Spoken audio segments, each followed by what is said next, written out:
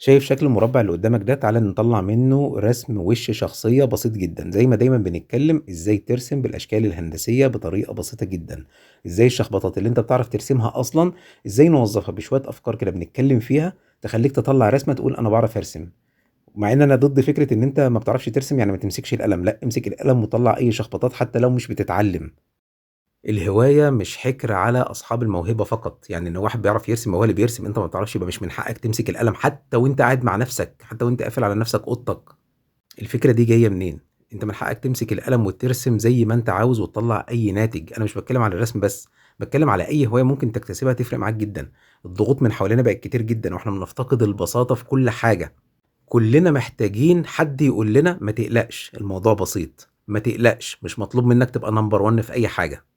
محتاجين اي حد يعلمنا اي حاجة ما يكونش مشغول انه يترسم عليا او يبين لي ان هو احسن مني او يعلي عليا بمعنى اصح.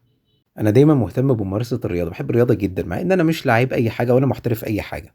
وطبعا الاساسي معايا المروح للجيم، ده الموضوع ده من زمان جدا من ايام الاولد سكول اللي بيقولوا عليها.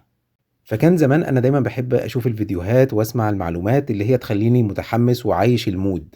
اللي كنت بشوفه قبل كده كان كلام عادي جدا وكان بيحمسني لان كان الكلام بلدي جدا ومناسب جدا لشخص بسيط مش محترف زيي.